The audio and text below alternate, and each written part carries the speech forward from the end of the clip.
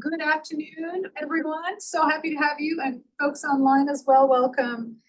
We are very fortunate to have with us today Dr. Aleksandra Jakubowski. And Dr. Jakubowski is an assistant professor in the Department of Health Sciences and the Department of Economics at Northeastern University. She studies a number of topics at the intersection of economics and public policy. She designs field experiments and uses secondary data to investigate global health inequalities, particularly focused on low and middle income countries. She works on multidisciplinary teams and also in close partnership with communities, which is what we're going to hear about today as well as policymakers, to make sure that the research is both contextualized but has some chance of uptake as well, which is extremely important for so many of us in this room. Dr. Jakubowski's work examines the complex relationships between health and socioeconomic status. What is the impact of public policies in health and economic functioning of households? And what are the social and individual drivers of healthcare decisions? So a range of, again, topics that are of a lot of interest to us. On a personal note, Alex is a former student of mine. She was a master's student very many years ago at Columbia University, where she excelled in everything she did, and she just kept excelling and went on to do a PhD, postdoctoral work, and now wonderful research as an assistant professor at our sister institution down the street. So it's especially a pleasure for me to welcome Alex. Thank you so much. And I do need to let folks know that our speakers, come on in and welcome. Our speakers' remarks are based on their scholarship and experience, and they speak for themselves and not for Harvard. With that, welcome. Thank you. Thank you so much for the wonderful Please join us introduction. as we round the Chair table. over here.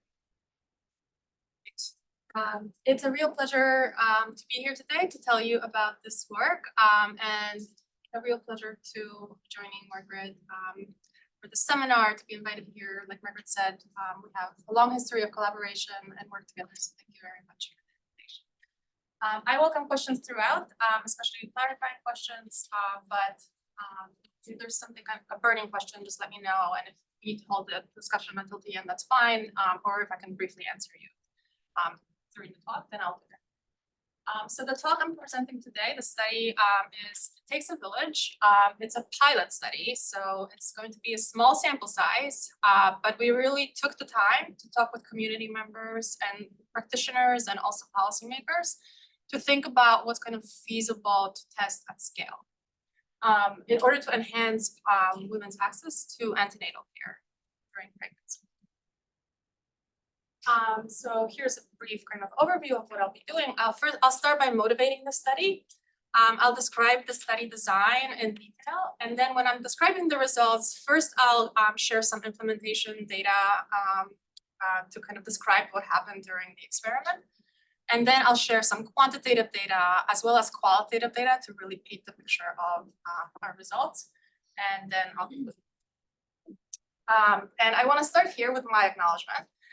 This is a study that took place in northern Ghana. I'm not Ghanaian, but I've had the privilege of working with these wonderful collaborators who were involved from the very beginning when we were writing this study design and applying for the grant.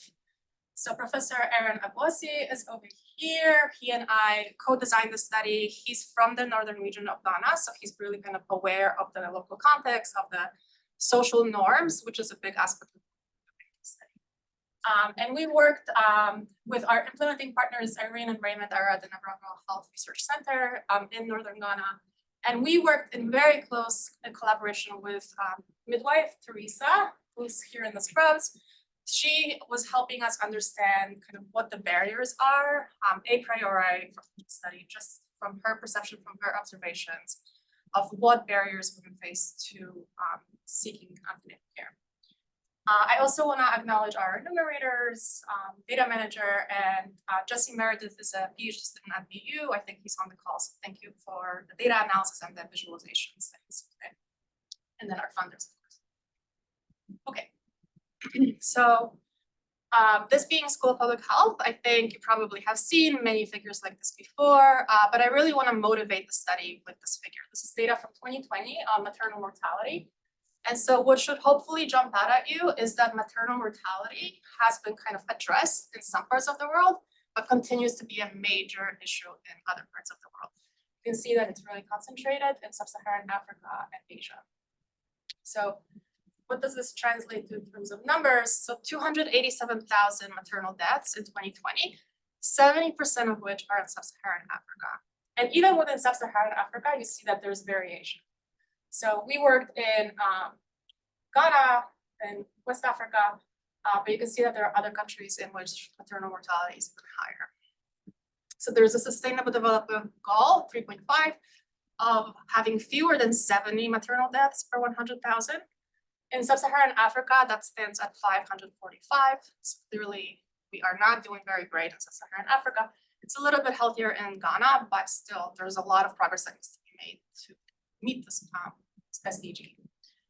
Now, I want to make a comparison to some other countries like EU and the United States. So throughout history, it's been kind of dangerous to go through pregnancy and childbirth, right? But we have somehow been able to make great progress in some countries to bring down maternal mortality, which means that we have the right tools and interventions to address this issue.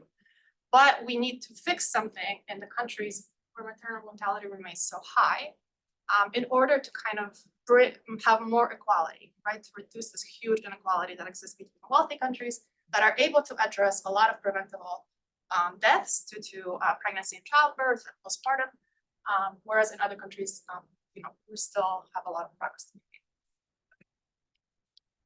So what does the WHO recommend for a healthy pregnancy? They want women to start antenatal care in the first trimester. So start early so that if there are complications, you can address them early on. And they want women to maintain contact throughout pregnancy. So they want women to have at least 8 ANC contacts with health providers throughout pregnancy. And part of the ANC package are going to be these services in terms of nutrition, monitoring the baby and the mom, some preventive measures, and addressing some physiological symptoms. Okay, so we know that there are some countries that can bring these interventions to women. So what are the barriers in countries where there's still a lot of progress to be made?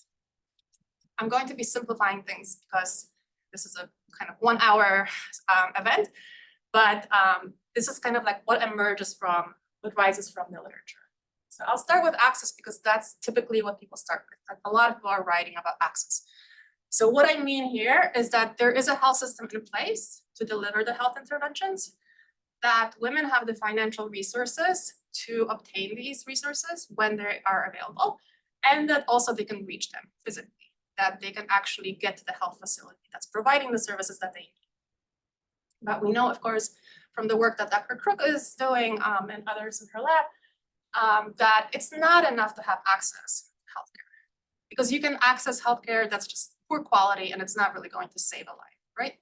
So you need access, you need the health system to be there, but you also need the quality of the healthcare services to be high quality so that the interventions are kind of achieving their objectives.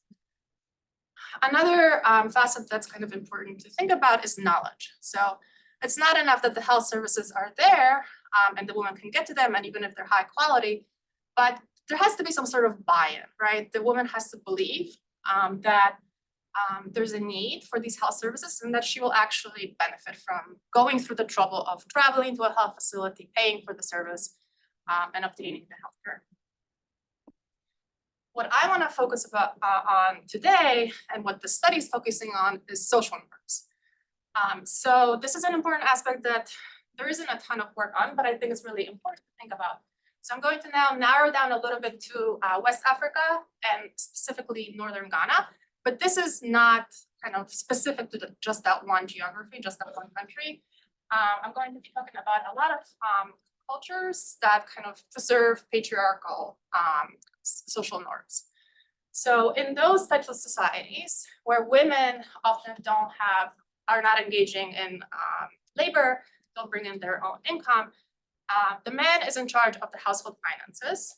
And what that means is that when a woman wants to obtain healthcare, she has to obtain permission from the husband, either permission in terms of that she's allowed to go to the health facility. Oftentimes, though, it's not really about that. It's about having some financial resources to get there.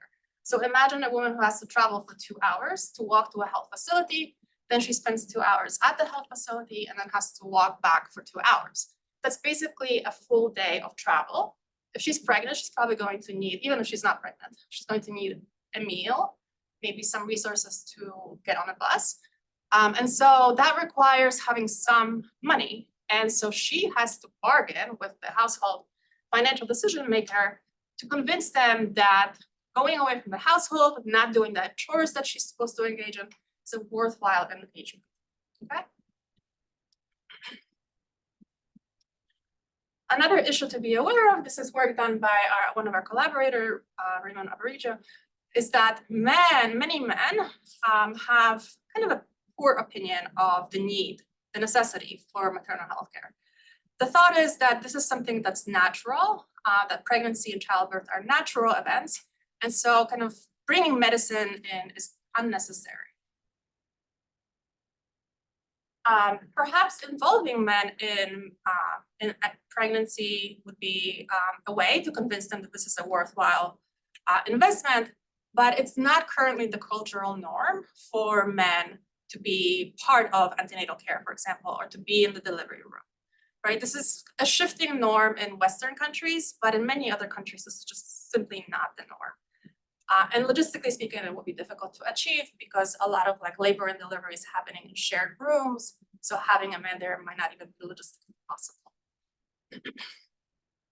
And then this last point, I really wanna make sure that we spend a lot of time on, and I'm happy to take questions on this either now or during Q&A, because I may have kind of convinced you that maybe involving men is worthwhile if they are the ones holding the money in the household and making decisions, then maybe we should involve them. But we have to be really careful here because women have very, very limited autonomy, right? So a lot of the questions that I get about the study is, well, what if what you're doing is actually detrimental to the women because you're taking away the very little autonomy that women have? What if this one part of their life, they actually have complete autonomy? They can say, no, I don't want to take folic acid, or yes, I want to take folic acid. By bringing a man into the appointment, maybe you're kind of reducing their autonomy and empowerment. So we're going to be thinking a lot about that. We're asking questions about that. And the kind of part of the reason why we wanted to do this pilot is to make sure that we were not causing any harm to women's autonomy and empowerment. But the bottom line of all of this is that women face a high burden to seeking maternal health care, okay? Both in terms of just getting there, being able to pay for it, but also fighting for limited household resources, right? If there's very little money to go around, and the choice is between spending money on child's education or food or a prenatal appointment, you can kind of imagine what type of discussions are happening at the household level. Okay, so now I'll discuss our study design. So we are working in the Upper East region of Ghana. This is on the border with Burkina Faso and Togo over here. This is a very impoverished area, so the vast majority of our study participants are subsistence farmers and are living in extreme poverty. The aim of our intervention is to improve contact with health providers. And we're going to do this not by asking women to go to the health facilities more, but by bringing the health services to them. And we want to also strengthen the support for pregnant women and address some of these kind of social norms and intra-household dynamics that I've described. And we'll do this with two interventions, two cross-randomized interventions. So we're going to be engaging first with communities and discussing with them barriers to reaching antenatal care and educating them about the value of antenatal care. And then we're going to provide home-based services. We're calling this enhanced antenatal care. So layered on top of whatever ANC they're getting at their local clinics, we're going to also provide some additional home-based services. Okay. So the first intervention, the community level intervention, is through something called the Durbar. So Durbars in northern region of Ghana are just these meetings that take place on a pretty routine basis. This is where a village chief and elder gets together with the community members to discuss important village matters. And we asked for permission to introduce a Durbar that was themed around pregnancy. So here's a picture from one of our Durbars. Here's Teresa, and the community members are gathered around her. It's both men and women who were invited to the Durbar, and they were aware that that pregnancy-related topics would be discussed.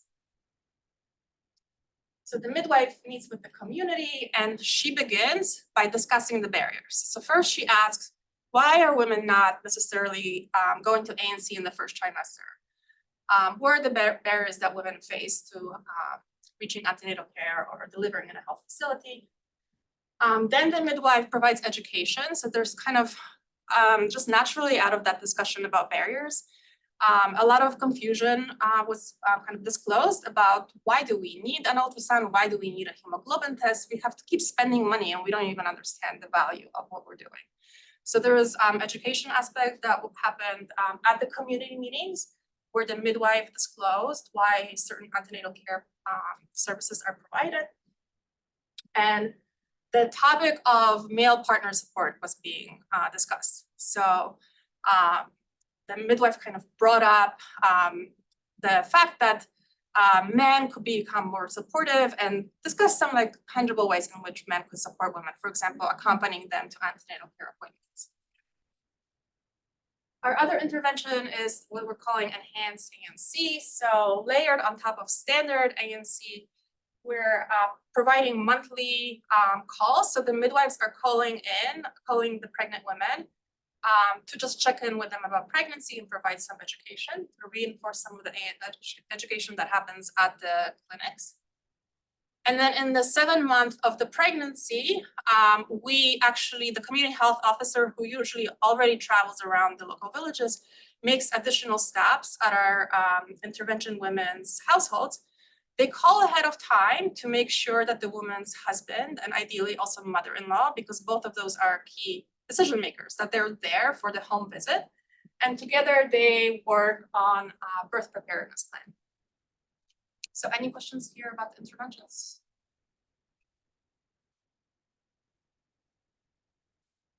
Okay, so our study is pre-registered. The randomization at the village level, we selected half of the communities. So we were working within catchment areas of 5 facilities, and we randomly selected half of the villages to receive the DERBARs. And then when women were registering for their first antenatal care visit, we randomly selected 40% of them to receive the enhanced ANC model. Why not half? Because it's expensive to deliver interventions. So we just basically did what we could with the pilot money that we had. And then our statistical analysis is really simple. We're basically comparing the means from the control and the intervention women, adjusted for some basic characteristics in case of any imbalances, which we think we done. Okay, what are we measuring?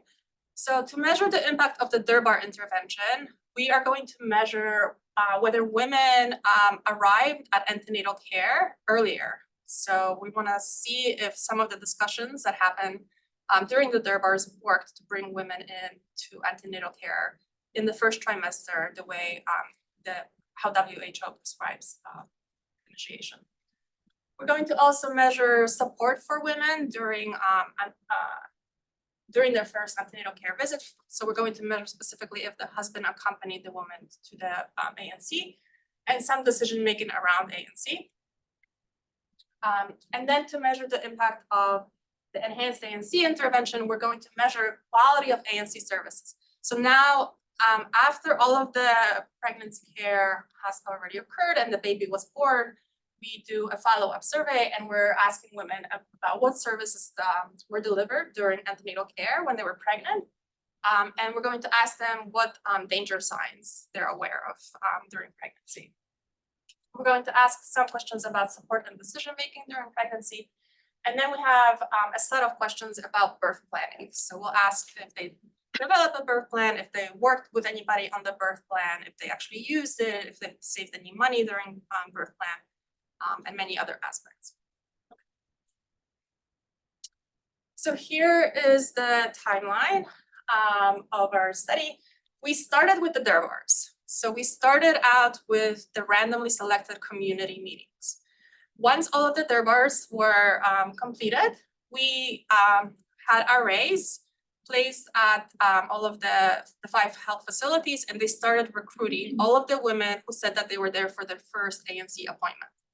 So any woman who agreed received an envelope, and in the envelope was their assignment either into the enhanced ANC model or standard of care. And then this was at the first ANC visit. So immediately after the first ANC visit, we gave them a baseline questionnaire where we asked them about like pregnancy history, what happened during the first ANC visit. And also we asked them if they attended a durbar and what they remember from the durbar. So then we started following women throughout their pregnancy. And for the women randomized to enhanced ANC, we were kind of tracking the phone calls and the home visits. And then once women delivered their babies within 4 to 8 weeks, we collected the second round of data, in which we asked questions about what happened throughout the pregnancy, what happened with the delivery, some health outcomes about the baby, and many questions about the birth planning process.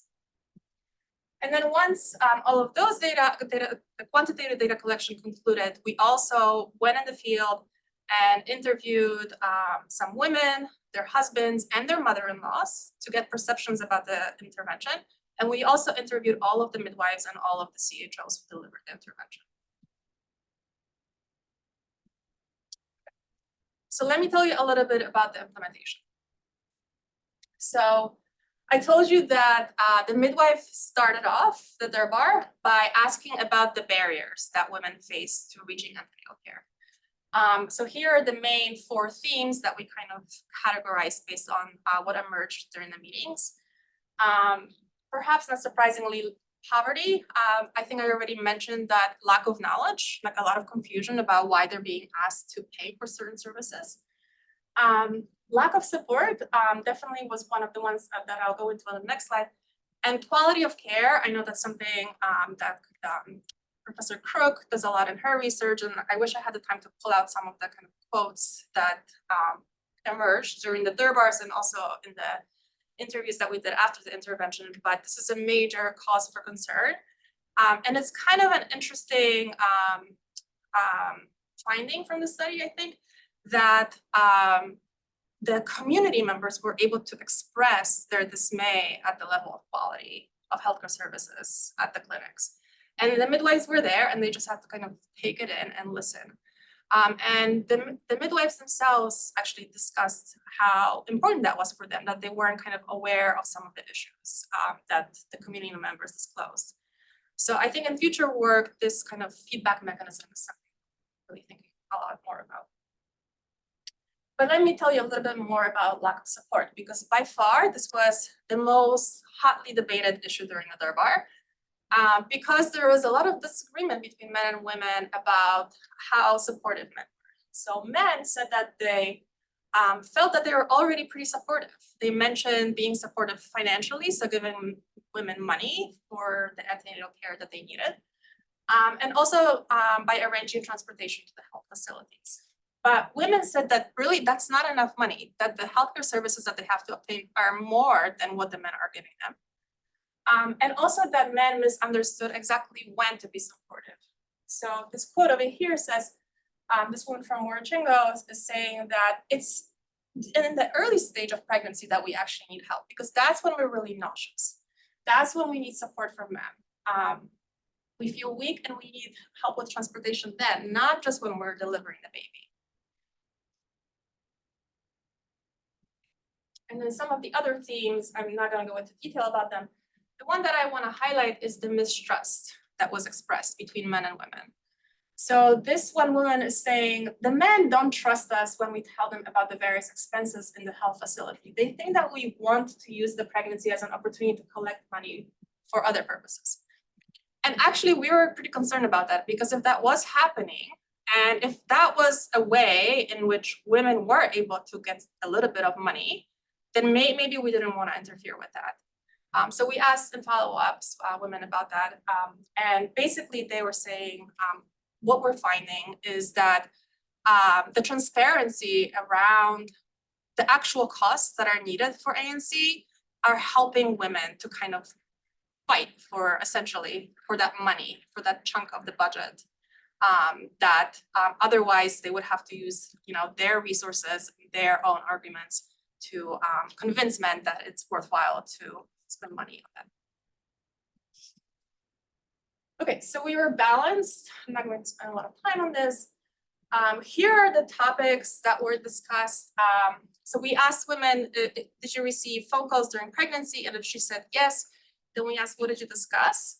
And we grouped their responses into these categories. And then we did the same thing. Did you receive a home visit? If yes, then what did you discuss?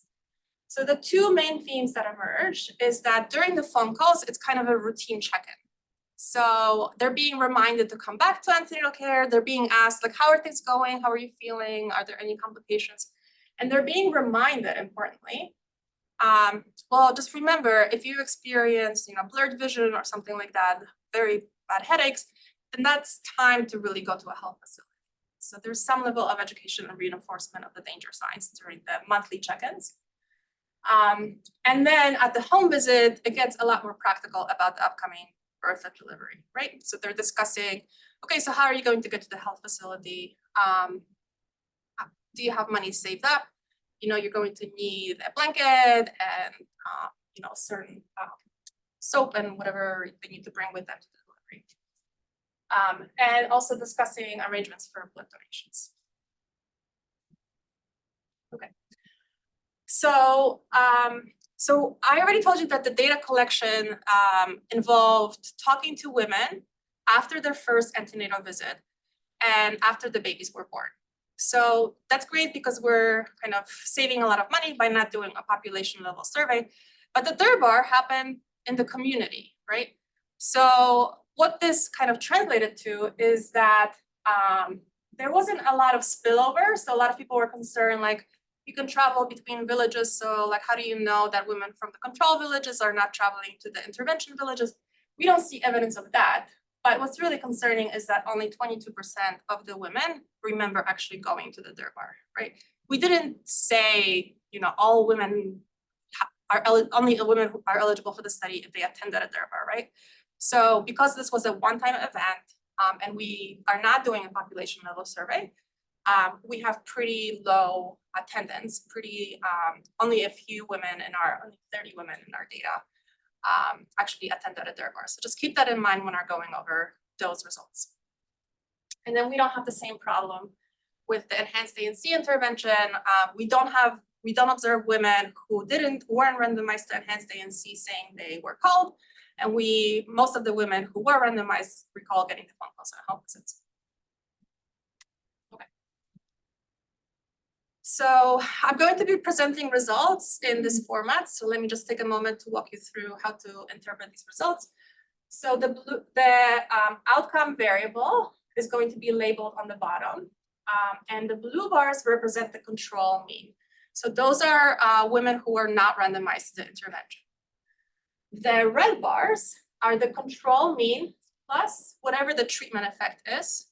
And then the 95 confidence interval is around the treatment effect. So that's not testing whether this bar is different from 0. It's testing whether this beta is different from 0. Okay. So in other words, for this outcome variables of initiated ANC in the first trimester, we find that about 55% of women in the control arm initiated in the first trimester, and there was no statistical difference among the intervention women of starting in the first trimester. Is that pretty clear?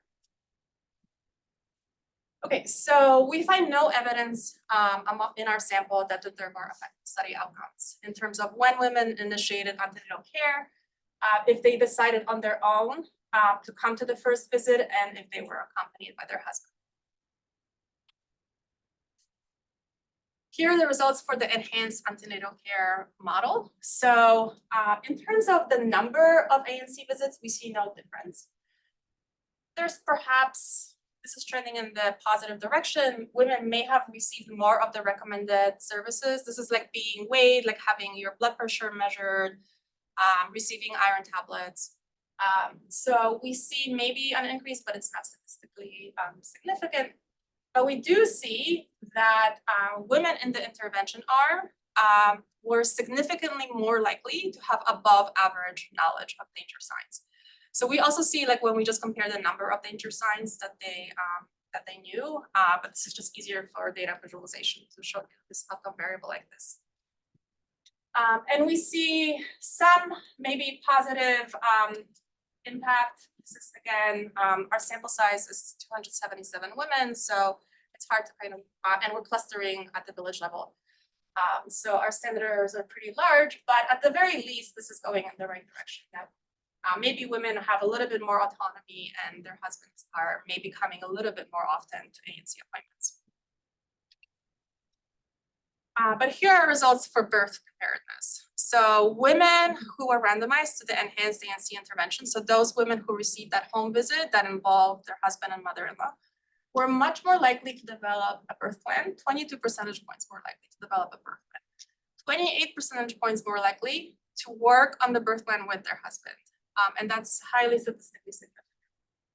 They were also much more likely to have savings that they made during the birth planning process for the delivery, and much less likely to have to borrow money or sell things to pay for the delivery.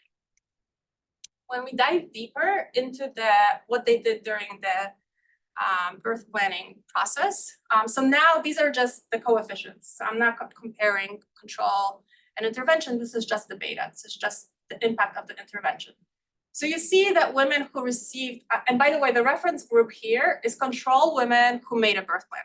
So we're not comparing to like women who, some of whom made birth plans, some of whom didn't.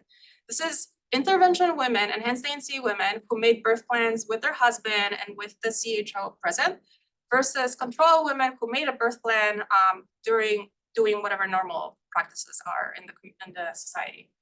And so you see that our intervention women were much more likely to plan for kind of how long to get to a health facility, how to get there, how to pay for it, who will watch the kids. But the one that we're really, really, really encouraged by is that they're 35 percentage points more likely to make arrangements for blood donation. Why is this important? Because hemorrhage is one of the main contributors to maternal mortality globally. And in this setting, blood banks don't exist at the low-level health facilities. So having a blood donor arranged is a way in which, if there's an emergency, a blood donor is lined up and they can do the blood transfusion. So this is more than twofold increase from 28% to 63% of women in the intervention having made blood donor arrangements. Okay, so now let me tell you about the qualitative results. And you can tell that I'm a quantitative person because I'm showing quantitative data as my first slide for qualitative results, but I just wanted to set the scene because I know a lot of people might be concerned that maybe women didn't actually want their husbands to be more involved. This keeps coming up in every time I present this work. So let me just show you what the data shows. This is from before the intervention. So we didn't like really do anything to involve the men at this point. We just kind of talked about it at the Durbars. And 92.5% of women in our sample are saying they would like their husbands to be more involved. Very, very slim minority say they would like the husband to be less involved. So with that in mind, what did they think about the Durbar? They were really liked that the men were there because it takes the onus a little bit off their shoulders of, again, doing that convincing and explaining why they need money for the ANC visits. So this woman says it was especially, it was good, especially when our husbands were there and listened to us. They now know that anytime we return from the appointments and tell them that the nurses said this or that, we were not telling lies. Again, coming back to the mistrust. So maybe airing all of these things in an open forum takes some of the onus off of the women's shoulders to kind of say, no, we're really not trying to, take a little bit of the money. We really need this for the ANC services. And then just recall this quote from this man who participated in the Durbar is really encouraging to me. So just recall from when I showed you the timeline. We did the Durbar as the very first thing. Then we followed women throughout their pregnancy. And after childbirth, we did the round 2 interviews. And only then did we do the qualitative interviews, which means that more than a year has passed since the Durbar. And this is what this guy said about the Durbar. They told us that men need to help women when they're pregnant. There are some when the women are pregnant, they will sit and allow women to do what they're not supposed to. if the ANC appointment comes, the woman's not supposed to go on foot or bicycle. She's not supposed to be hungry. You need to give her some money, and when she gets there, she'll be able to get food and eat and get the medicine. And you need not be shouting at the woman when she's pregnant. She will be feeling some unhappiness every day. She needs to feel some comfort all the time. All these things they advise us at the gathering. So even though we're not detecting quantitatively the impact of the Durbar intervention, this sort of narrative that's recalled a year after the event makes me think that maybe if we repeated the intervention multiple times, and maybe if we measured it at the population level and had the proper sample size, we would be able to detect the impact of it. So women also enjoyed the content of the phone calls, and they actually liked that their husbands were involved. So like one complication with the phone intervention is that usually there might be one phone for the household. And who's holding the phone? It's typically not the woman, it's the husband, right? It's the man in the household. So when the midwife was calling to check in on the women, it was usually the man who picked up.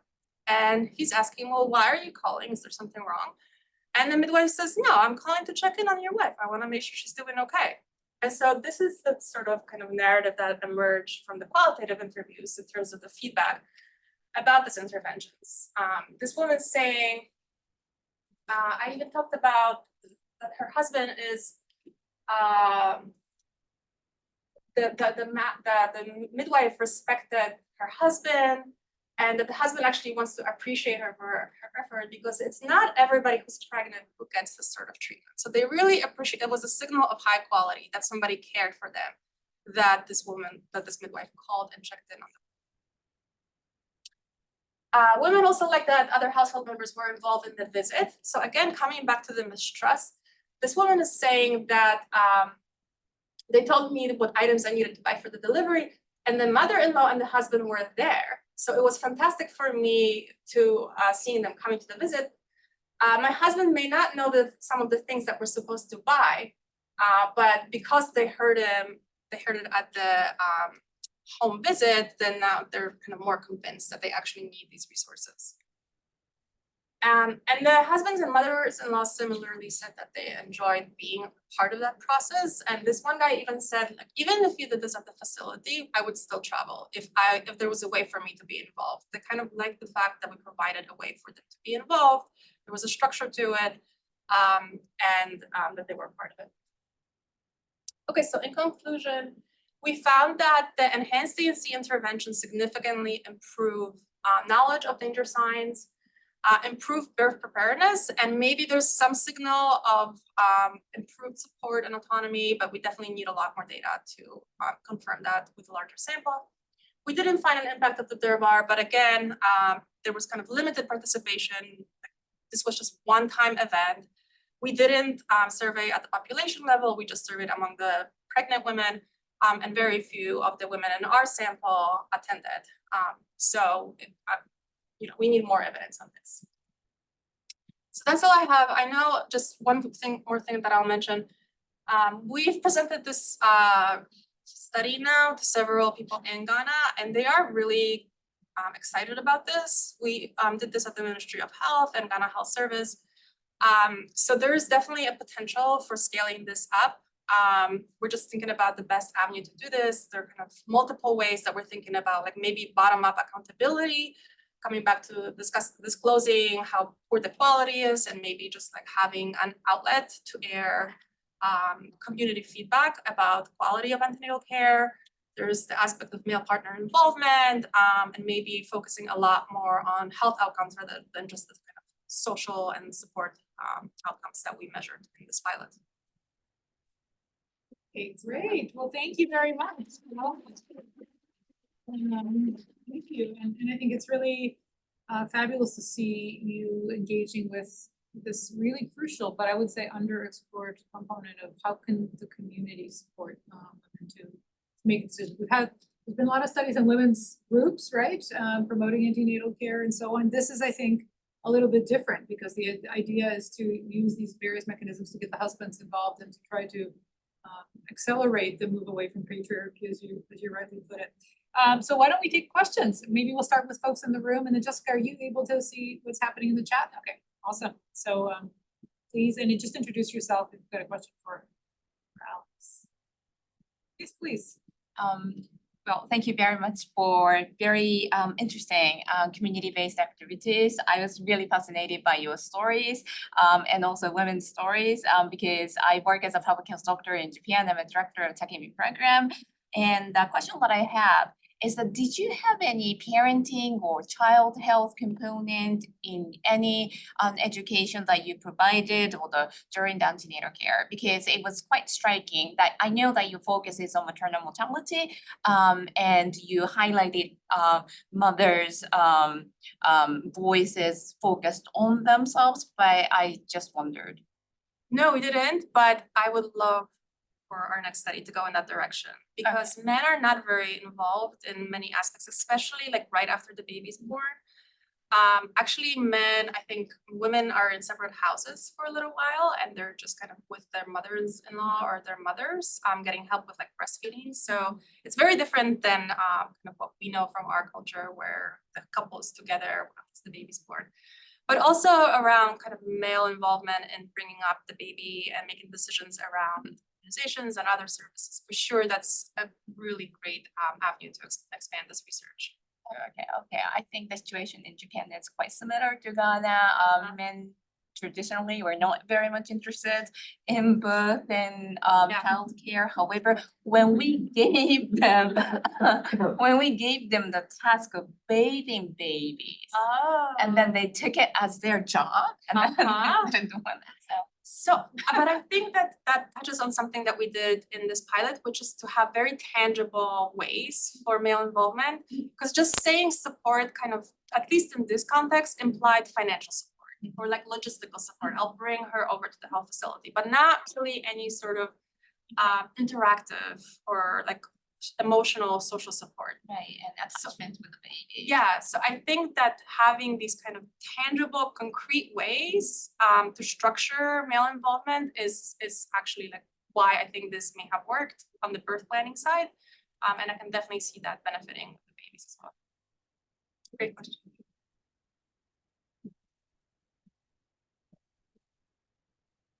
Hi, I'm a research associate at the school, and thank you for your work and presentation. With Professor Vishwanath, we've done some similar work in India, but focusing more on nutrition and early infant young child feeding practices. Basically did focus groups to understand social norms and support. And some of the findings are similar in the sense they want support from the family members. There's no issue of trust that comes up in our setting, which was India. But it's good to know that there's like parallels that can be drawn and lessons that can be learned from different settings. But my question was more around your intervention itself. So for the darbars, what was the kind of publicity or awareness campaigns that you did? Yeah, so darbars happen kind of just outside of our study. So this is not something that we created for the first time. So there's a mobilization mechanism in place. And we just first, asked for permission to organize darbars. And then like the normal mechanisms to organize darbar were deployed. And our midwife also went around and like kind of said like, please come to the darbar. There's going to be discussions. And the CHWs, the community health workers, are the ones that actually walked around and kind of advertised. But I think that in this setting, once these darbars are called, community kind of likes coming to them. There's usually like dancing and there's like treats that are being part of it. So communities kind of like gathering for these darbars. So it was more population level. Yeah, we did have problems though with darbars. One was climate change. I think maybe I don't know, or just weather. There were very, very, very heavy rains. They shifted the planting season. And so we didn't account for the fact that a lot of men needed to be away. And they had to actually like choose between being planting or coming to the meetings. So that's definitely something that we're going to be very, very mindful of. There was also COVID. This was around COVID time. I don't know if you saw in the pictures, a lot of women and men were wearing masks. So a lot of lessons learned. I think another thing is one-time event, you're not going to catch everyone in the community, so maybe 2 or 3 in a year. We don't wanna do them too often because then it's going to get repetitive and like people, will lose interest. But I think one time is not enough. Just a short question. I'm technical fellow of this year. My question is about what kind of specialties are involved in your research, and also, situation of Ghana, for example, how about family physicians, general practitioners? Are they involved in your research? Because if you think about the communication or in the mental health in your field, having a law between the patients and the OBGYN specialists, there might need a family physician between them. So do you have any ideas in Ghana and also in your research? Yeah, so the antenatal care is being provided in a separate room from, at least in this setting, from the rest of the clinics. There's an ANC room where women are receiving the ANC appointment. And then the labor and delivery is also a separate room where women, like it's in the same building, but they're kind of separated from people who are getting like sick child visits or just sick visits. So I don't see like a natural place necessarily where you could combine them and involve general practitioners, especially because they're so overwhelmed with delivering care. Are you thinking like in addition to the midwife delivering the ANC visit, there would be another practitioner in the room? Maybe we should clarify which practitioners are actually involved in delivery care, because there are no obstetricians in many of these settings. Yeah, These are it's a midwife. nurses and midwives doing the vast majority of the work. In fact, there are very few general practitioners. Right. in this role setting. So So In that's all it. of these clinics, it was midwives. Yeah. there are no doctors, just to start. Alright, so focusing to the OBGYN specialist, that's They're not here. uh, They're only in the, actually not even the district hospital, maybe the district hospital, but Oh, the I see. regional hospital. Yeah, this is a lower level providers or mid-level providers. Good questions? Yes. Yeah, you didn't mention waiting times and Wait times? yeah, but you talked about fees, so is this, are they paying fee for service? Is this private care or is this public care with? I'm so glad you bring this up. So we asked women detailed questions about how much they paid for the delivery. $30. It's just think about most people survive on less than $2 a day. $30 for the birth. What are they paying for? This is supposed to be covered under national health insurance system. So this is the public system to answer that, sorry, this isn't private clinics, yeah. So they're paying for laboratories, if they need an ultrasound, they're paying for the ultrasound.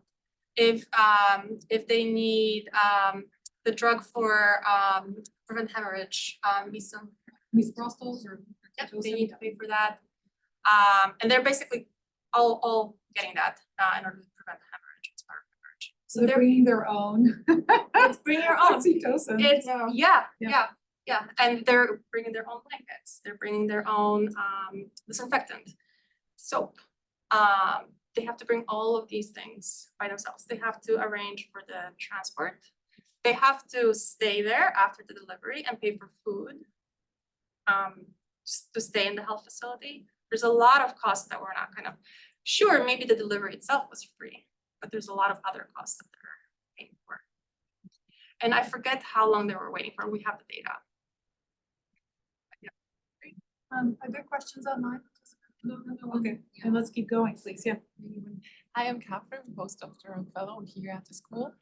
And since I also do some research and more about the health system and health insurance in Ghana, I just talked to a bunch of district health ministers, and they often told me like that sometimes it's really improving the internal like before birth, but actually the birth itself is still then done within the community, sometimes with the elderly people. So since you also touched a bit about the social norms, like have you heard about that? I mean, I know it's wasn't the focus, but you heard about like if that also changed, because I think that Yeah, would be. it varies a lot by region in Ghana. So the Upper East region, despite being so impoverished, actually has very high rates of in-facility births. So there's been a lot of work that's been done there by other researchers at Columbia University. And Michigan as well, University of Michigan Yeah. has done a lot of work. There's been a huge push to facility delivery today, even in northern Ghana. In right? It's northern like, Ghana, yeah, that's where we I were don't know what is the So percentage now in facilities there. it's north of 90. So So it's essentially universal. So actually, we're thinking if we're going to scale this up, we're going to move it somewhere Yeah, where there's more need. Because because in the side, like, Yeah. I'm happy to share some of this. Yeah. So, but there's a lot of variation. So other regions, south of like the Volta region, Yes, there's a lot more patients.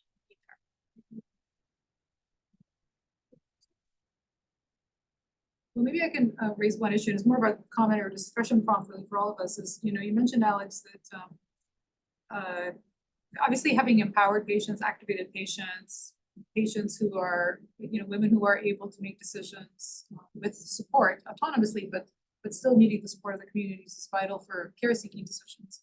Then you sort of briefly talked about what they can also do on the quality side.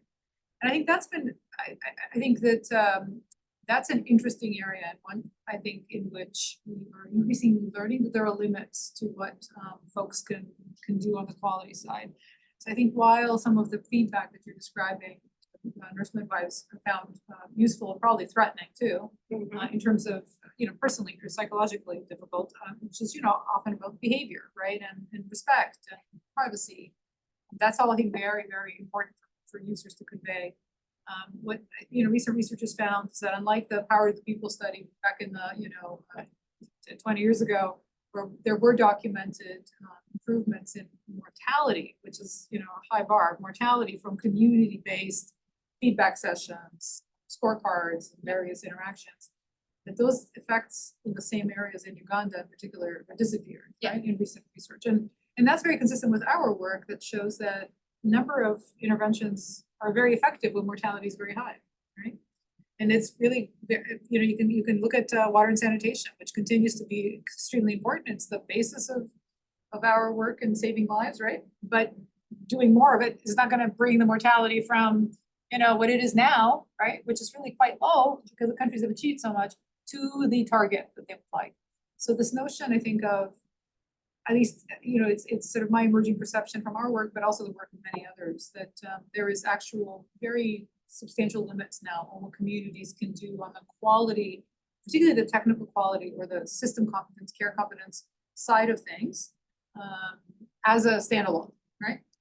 Constant feedback is still vital, but saying, hey, you community, fix these 15 clinics is unrealistic and ineffective in my experience. But I'd love to hear from others, because there is still, I think, this sense in many, particularly lower income countries, the communities like hold the power and they should continue to exert that power in improving systems. I think that's not the same as accountability. We always need that.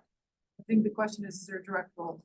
So I'm curious your thoughts and others. Yeah, and I've been thinking about this a lot in terms of how much we can do. We know that it's not always that finding from Uganda, Power to the People, has not been repeated.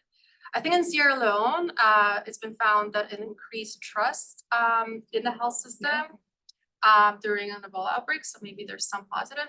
But I also think about, like, should we be placing that burden on these women's shoulders, right? Because they're already struggling with so much. They have to fight for like a little bit of the household budget, even to get the most basic services. So should we also be asking them to hold the health system accountable? So I definitely, I'm thinking about that, and if it was to be done, it would be done very carefully, because there is a power imbalance. Rely on these health facilities. They don't want to necessarily upset the midwives too much. The midwives did get a little defensive in our interviews. They said, they just don't understand. And some of it was like kind of justifiable. They were saying there's just so many patients. It's hard to be, always, delivering the top quality care. So I think there's a lot there to be explored, but has to be done very carefully. Congratulations, it's so cool. Since you've been here, I also found similar results in Pakistan in terms of the hierarchy of power in the household. And I was just curious if you have any information about the mothers-in-law support, especially about the need for procedures and yeah. Yes, I think that there's also within Ghana, regional variation when it comes to this. We thought mothers-in-law would be a lot more important in our setting, but they just didn't seem to be as important decision makers as we thought a priori. Maybe some of this is kind of shifting over time. And from other research, it seems like in other parts of Ghana, those kind of social norms are persisting more than in the region where we were. But that being said, it definitely didn't seem to harm women to have another ally kind of on board, right? Like she really needs this, you really need to allocate some of our budget to these services. That it didn't seem to be harming in any way. It seemed that, so I don't know if I have the data about women also expressed similar to the kind of we want husbands to be more involved. They also said we want mothers-in-law to be more involved. So majority of them also asked for mothers-in-law to be more involved. Must have nice mothers-in-law in Ghana, right? Yeah. Yeah, great.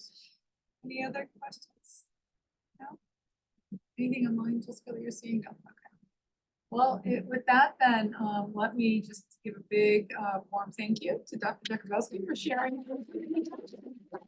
And we didn't talk about, but I know you're thinking about is next steps from this and how to build this out.